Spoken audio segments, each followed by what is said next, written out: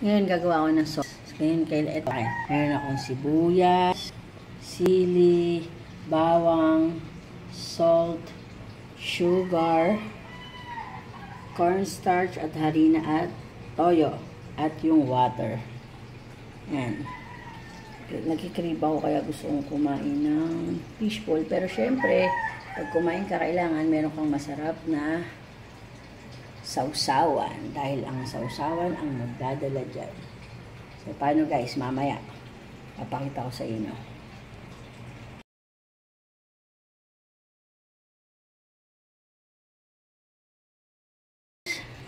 So, ayun nga guys, mag-start na ako. So, lagay ko toyo,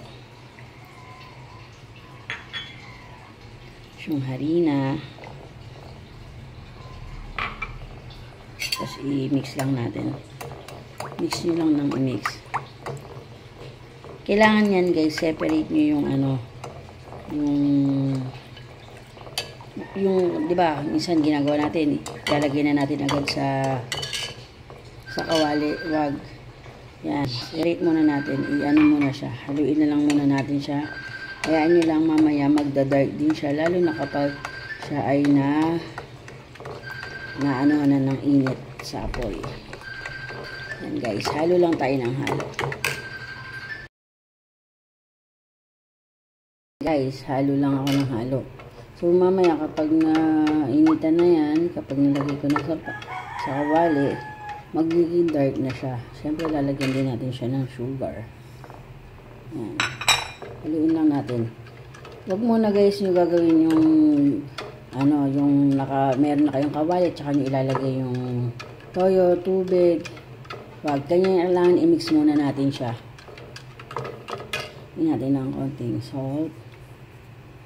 Yan. Haluin ngayon. Nakapagpainit na ako ng kawali. So mamaya, ilalagay ko na to. Ay, meron pa. So mamaya magiging dark na rin siya, guys. Okay? All goods. Yung bawang, tsaka sibuyas, siya yung sili. Yung bawang sibuyas, di ko na rin siya ginisa. Para hindi siya rin magmantika. Pero nasa sa inyo naman, kung gusto rin yung medyo mamantika, pwede naman. May masarap na sausawan na sinasabi ko sa inyo. Uusok pa siya, guys. So, syempre, kailangan natin tikman siya kung all goods pa siya. Pero, tingin ko goods yan. O, ito na. Tikman natin.